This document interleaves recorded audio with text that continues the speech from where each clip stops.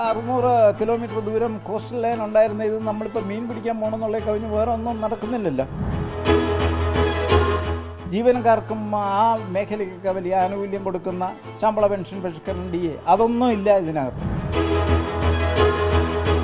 മൊത്തത്തിൽ ഒരു വികസന കുതിപ്പിലേക്ക് പോകാൻ സഹായകരമായിട്ടുള്ള പല നയങ്ങളുമാണ് ഇന്ന് ഇവിടെ അവതരിപ്പിച്ചത്. ഈ മേഖലയിൽ ഒരുപാട് അഴിമതി നിലനിൽക്കുന്നുണ്ട്.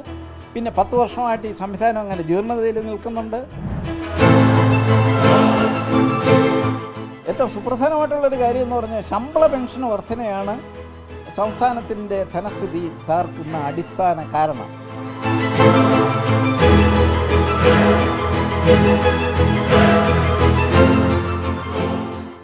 നമസ്കാരം. VD സതീശൻ സർക്കാരിൻ്റെ ആദ്യ ബഡ്ജറ്റ് അവതരണം അവസാനിച്ചിരിക്കുകയാണ്.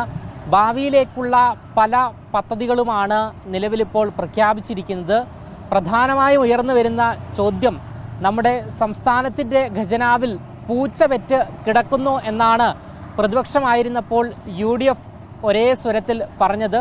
അതുകൊണ്ട് തന്നെ നിലവിലും നമ്മുടെ സംസ്ഥാനത്തിൻ്റെ ധനസ്ഥിതി വളരെ മോശമാണ് എന്നാണ് മനസ്സിലാക്കാൻ സാധിക്കുന്നത്. അതുകൊണ്ട് തന്നെ ഈ പ്രഖ്യാപിച്ച പല പദ്ധതികൾക്കും കോടിക്കണക്കിന് രൂപയാണ് വകയിരുത്തിയിരിക്കുന്നത്.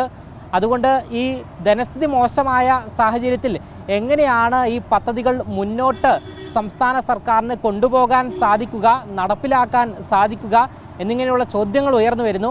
ഈ ഒരു സാഹചര്യത്തിൽ നിന്ന് മറുനാടനോട് പ്രതികരിക്കുകയാണ് സാമ്പത്തിക വിദഗ്ധനും 5ാം ധനകാര്യ കമ്മീഷൻ അധ്യക്ഷൻ കൂടിയായിരുന്ന, അതുകൂടാതെ പബ്ലിക് എക്സ്പെൻഡിച്ചർ കമ്മിറ്റിയുടെ ചെയർമാൻ കൂടിയായിരുന്ന ഡോക്ടർ BA പ്രകാശ്.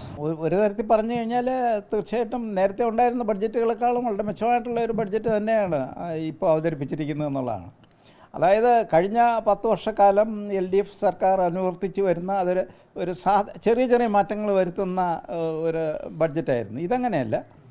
വികസനത്തിന് കൂടുതൽ പ്രാധാന്യം കൊടുക്കുക, ടെക്നോളജിക്കൽ ഡെവലപ്മെൻറ്റിന് കൂടുതൽ പ്രാധാന്യം കൊടുക്കുക, പിന്നെ പുതിയ പുതിയ മേഖലകളിലേക്ക് വികസനം കൊണ്ടുവരിക, പിന്നീട് ഒരുപാട് മേഖലകളിൽ മോഡേണൈസേഷൻ കൊണ്ടുവരിക, അങ്ങനെ പിന്നീട് ഒരു വലിയൊരു മാറ്റം വരുത്താൻ പര്യാപ്തമായിട്ടുള്ള ഒരു ബഡ്ജറ്റായിട്ടാണ് ഞാനിതിനെ കാണുന്നത്. ഇപ്പോൾ ഉദാഹരണത്തിന്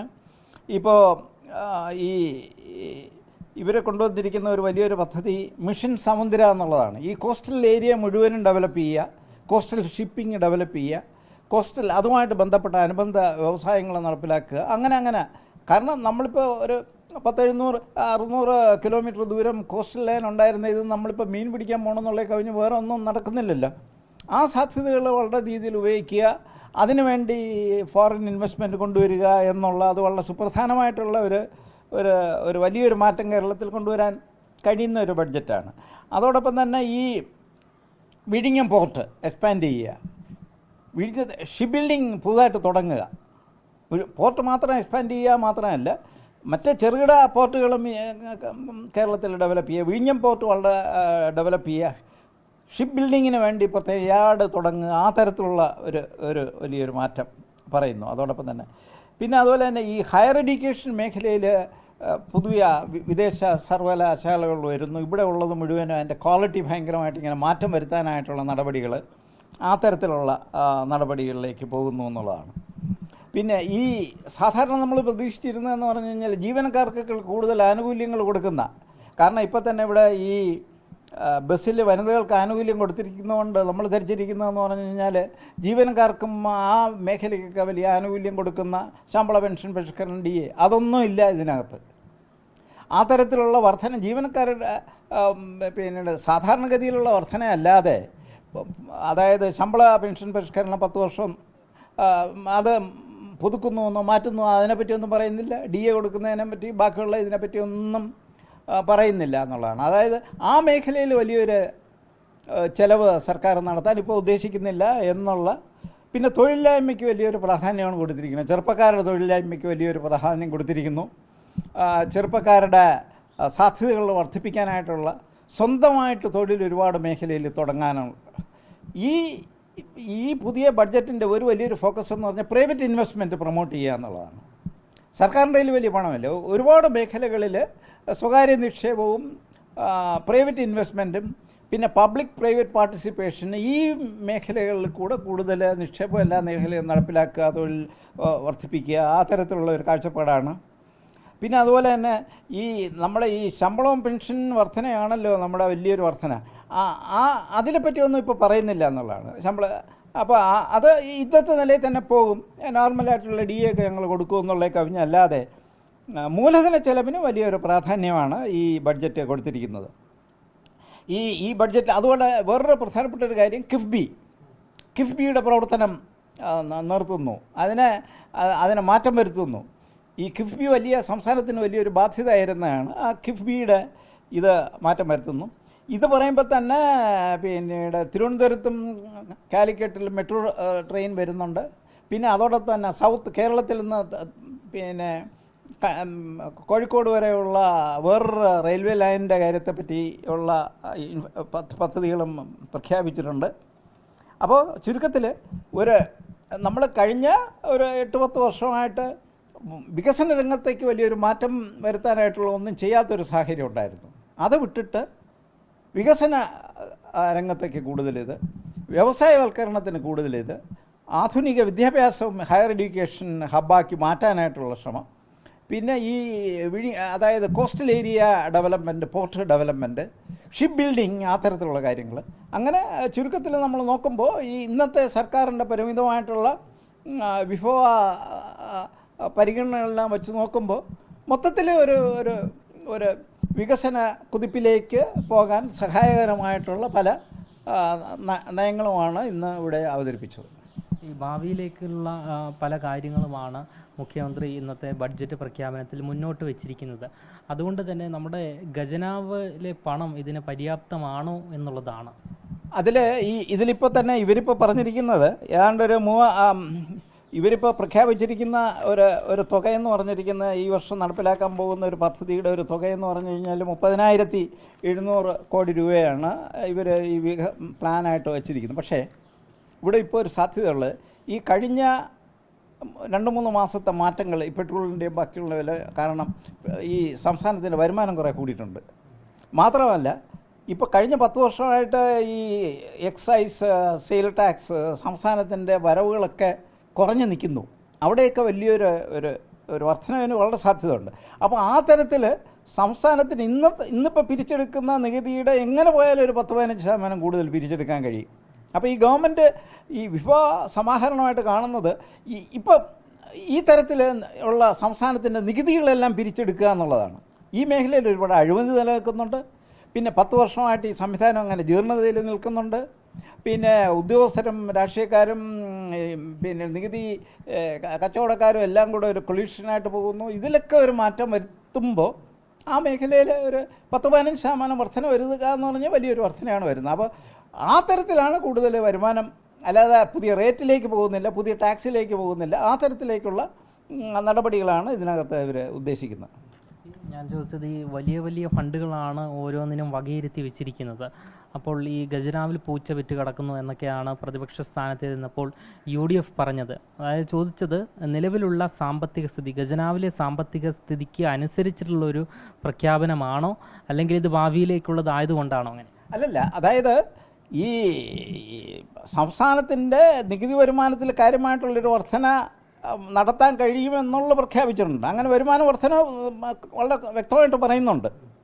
പിന്നെ ഈ നമ്മുടെ ഇപ്പോൾ വലിയ തോതിലുള്ള ഈ വികസനത്തിനെല്ലാം ഇവർ വഴി കാണിച്ചിരിക്കുന്ന എല്ലാം സർക്കാർ പണം മുടക്കിയുള്ള വികസനമല്ല, സ്വകാര്യ പാർട്ടിസിപ്പേഷൻ, ആളുകളെ കൊണ്ടുവരിക, അല്ലെങ്കിൽ നിക്ഷേപം കൂടുതൽ കൊണ്ടുവന്ന് അങ്ങനെ വികസനം നടത്തുക. നമ്മൾ നേരത്തേക്കുള്ളൊരു നയം എന്ന് പറഞ്ഞാൽ സർക്കാർ തന്നെ പണം മുടക്കി സർക്കാർ സ്ഥാപനങ്ങൾ വഴി നടത്തുക, അത് പോയി. അതിന് പകരം ഇപ്പോൾ എല്ലാ മേഖലകളിലും, പ്രധാനപ്പെട്ട എല്ലാ മേഖലകളിലും, ഇപ്പോൾ ഹയർ എഡ്യൂക്കേഷൻ സെക്ടറിൽ പോലും പുതിയ സർവകലാശാല തുടങ്ങുന്നതും അല്ലെങ്കിൽ പുതിയ കോഴ്സ് തുടങ്ങുന്നതും അതെല്ലാം പ്രൈവറ്റ് സെക്ടറുമായിട്ട് ആ തരത്തിലുള്ള ഒരു ലെവലിലാണ് പോകുന്നത്. അപ്പോൾ അങ്ങനെയാണ്. അപ്പോൾ ആ പറയുന്ന ലോജിക്കിന് ഒരു അർത്ഥമുണ്ട്. അപ്പോൾ തീർച്ചയായിട്ടും അത് സംസ്ഥാനത്തിന് കുറേ കൂടെ മുന്നോട്ട് കൊണ്ടുപോകാൻ കഴിയും. മാത്രമല്ല ഏറ്റവും സുപ്രധാനമായിട്ടുള്ളൊരു കാര്യം എന്ന് പറഞ്ഞാൽ ശമ്പള പെൻഷൻ വർധനയാണ് സംസ്ഥാനത്തിൻ്റെ ധനസ്ഥിതി തകർക്കുന്ന അടിസ്ഥാന കാരണം. ഈ കഴിഞ്ഞ ഗവൺമെൻറ് 2 ശമ്പള പെൻഷൻ പരിഷ്കരണം 10 വർഷത്തിൽ പ്രഖ്യാപിച്ചു. ഒരെണ്ണം ഇപ്പോൾ ഇവർ അതിനെപ്പറ്റി ഒന്നും മിണ്ടുന്നില്ല. അതിൻ്റെ അർത്ഥം എന്ന് പറഞ്ഞാൽ ശമ്പള പെൻഷൻ പരിഷ്കരണം ഇപ്പോൾ നിശ്ചയിച്ച കമ്മീഷൻ പോലും അത് നടപ്പിലാകില്ല എന്നുള്ളതാണ്. അങ്ങനെ വരുമ്പോൾ തന്നെ സർക്കാരിൻ്റെ ചിലവിലൊക്കെ വലിയൊരു വ്യത്യാസം വരികയും സർക്കാരിന് കുറച്ചുകൂടെ സ്ഥിതി മെച്ചമാക്കാൻ കഴിയും. അപ്പോൾ പൊതുവിൽ ഇന്നത്തെ ഈ സംസ്ഥാനത്തിൻ്റെ ഈ പരിമിതികളെല്ലാം നോക്കുമ്പോൾ പിന്നീട് കുറച്ചുകൂടെ സംസ്ഥാനത്തെ പല മേഖലകളിലും മുന്നോട്ട് കൊണ്ടുപോകാൻ പ്രാപ്തമാക്കുന്ന അല്ലെങ്കിൽ അങ്ങനെ ഒരു കാഴ്ചപ്പാട് അതിനകത്തുണ്ട്. ഇതിപ്പോൾ ഒരു വർഷത്തെ ഒരു പെട്ടെന്നുള്ള ഒരു നില എന്നുള്ള നിലയിലല്ല, ഇത് 4-5 വർഷം തുടർന്ന് ഈ തരത്തിലുള്ള നടപടികളിലേക്ക് പോകാം. ഇപ്പോൾ ഒരു സ്റ്റേബിളായിട്ടുള്ള ഒരു ഗവൺമെൻറ്റാണ്, അവർക്ക് ഫ്രീ ആയിട്ട് കാര്യങ്ങൾ ചെയ്യാനായിട്ടുള്ള സാഹചര്യമുണ്ട്. ആ ഒരു കാഴ്ചപ്പാടിലാണ് അവർ മുന്നോട്ട് പോകുന്നത്. വി.ഡി. സതീശൻ ആദ്യമായിട്ടാണ് ഒരു ബഡ്ജറ്റ് അവതരിപ്പിക്കുന്നത്. അതുകൊണ്ട് ഒരു സാമ്പത്തിക വിദഗ്ധൻ എന്നുള്ള രീതിയിൽ അദ്ദേഹത്തിൻ്റെ അവതരണത്തെ എങ്ങനെയാണ് നോക്കിക്കാണുന്നത്? അതായത് ഈ 10-25 വർഷമായിട്ട് MLA ആയിരിക്കുന്ന ഒരാളാണ് വി.ഡി. സതീശൻ. ആ കാലഘട്ടത്തിലൊക്കെ ഈ പബ്ലിക് കമ്മിറ്റിയുണ്ട്, ഈ സർക്കാരിൻ്റെ ഈ കണക്ക്, ആ കമ്മിറ്റിയുടെയൊക്കെ ചെയർമാനായിരുന്ന ആളാണ്. ഈ കാര്യങ്ങളൊക്കെ നല്ലവണ്ണം അറിയുന്ന ആളാണ്. മാത്രമല്ല ഇപ്പോൾ തന്നെ ഈ ബഡ്ജറ്റ് തയ്യാറാക്കുന്നതിൽ അങ്ങേരുടെ പങ്ക് വളരെ കൂടുതലാണ്. സാധാരണ ഇതിൽ മന്ത്രിമാരൊന്നും അങ്ങനെ ഇടപെടില്ല. അതിനകത്ത് അവർ മേജറായിട്ടുള്ള അവരുടെ നയത്തിനെ പറ്റി പറയും, ഉദ്യോഗസ്ഥരാണ് എഴുതുന്നത്. ഇതങ്ങനെയല്ല. ഇപ്പോൾ വന്നിരിക്കുന്ന റിപ്പോർട്ടനുസരിച്ച് ഇത് ഡ്രാഫ്റ്റ് ചെയ്തതിൽ തന്നെ വലിയൊരു പങ്കും അദ്ദേഹത്തിനുണ്ടായിരുന്നു എന്നുള്ളതാണ്. മാത്രമല്ല അങ്ങേരെ നടത്തിയിരിക്കുന്ന പല മേഖലയിലുള്ള ആളുകളുമായിട്ടുള്ള ചർച്ച, ഇലക്ഷന് മുമ്പ് ആ കാലഘട്ടത്തിലൊക്കെ നടത്തിയിരിക്കുന്ന ചർച്ച, അതിന് ശേഷം നടത്തിയിരിക്കുന്ന ചർച്ച, ഇപ്പോൾ ഇതിനു വേണ്ടി സാമ്പത്തിക വിദഗ്ധർ പല മേഖലയിലുള്ള ആളുകളുമായിട്ട് ഒരുപാട് ചർച്ചകൾ നടത്തി അതിൽ നിന്ന് ഉരുത്തിരിഞ്ഞ കാര്യങ്ങളാണ് ഈ ബഡ്ജറ്റിൽ അദ്ദേഹം ഇതിനകത്ത് ചേർത്തിരിക്കുന്നു എന്നുള്ളതാണ്. അല്ല വെറും ഒരു കാഷ്വലായിട്ടുള്ള ഒരു അഡ്ഹോക്കായിട്ടുള്ള ഒരു രീതിയല്ല. നല്ല പഠിച്ച ഒരാൾക്ക് മാത്രമേ ഈ തരത്തിൽ പറയാനൊക്കൂ.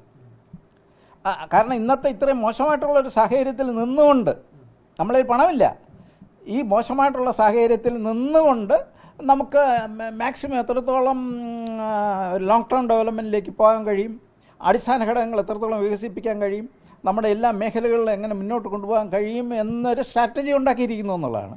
അത് പക്ഷേ പുറമേ നിന്ന് കാണുമ്പോൾ അത് നമുക്ക് മനസ്സിലാവില്ല. പക്ഷേ അത് വളരെ കൃത്യമായിട്ടുള്ള ഒരു സ്ട്രാറ്റജിയാണ്.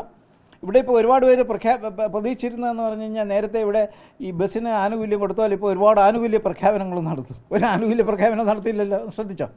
ആദ്യം ഒരു ബസ്സിൽ ഒരെണ്ണം കൊടുത്ത ഒരു ആനുകൂല്യം തന്നെ, വേറെ ആനുകൂല്യത്തെ പറ്റിയൊന്നും വലുതായിട്ടൊന്നും പറയുന്നില്ല. പിന്നെ പറയുന്ന മാത്രം ഈ ഉമ്മൻചാണ്ടി ആരോഗ്യ പദ്ധതി എന്നുള്ള നിലയിലുള്ള, അത് ഇൻഷുറൻസ് പദ്ധതിയാണ്, അതിന് അത്ര വലിയൊരു ഫൈനാൻഷ്യൽ കമ്മിറ്റ്മെൻറ്റ് വരുന്നില്ല. അപ്പോൾ ഇന്നത്തെ നിലയ്ക്ക് തീർച്ചയായിട്ടും കേരളത്തെ മുന്നോട്ട് നയിക്കാൻ പര്യാപ്തമായ അല്ലെങ്കിൽ നല്ല ഒരു ബഡ്ജറ്റ് എന്നുള്ള നിലയിൽ ആണ് ഞാൻ അതിനെ കാണുന്നത്. എന്തായാലും B.A. പ്രകാശ് നമ്മളോട് വ്യക്തമാക്കുന്നത്, അതായത് ഭാവി കേരളത്തെ പടുത്തുയർത്താനുള്ള പദ്ധതികളും മിഷനുകളുമാണ് നിലവിലിപ്പോൾ ആദ്യഘട്ടത്തിൽ ബഡ്ജറ്റിൽ വി.ഡി. സതീശൻ പ്രഖ്യാപിച്ചിരിക്കുന്നത്. അതുകൊണ്ട് തന്നെ സംസ്ഥാനത്തിൻ്റെ ധനസ്ഥിതി മെച്ചപ്പെടുത്താൻ സാധിക്കുന്ന രീതിയിലുള്ളൊരു ബഡ്ജറ്റ് പ്രഖ്യാപനമാണ് മുഖ്യമന്ത്രി നിലവിലിപ്പോൾ നടത്തിയിരിക്കുന്നത് എന്നാണ്.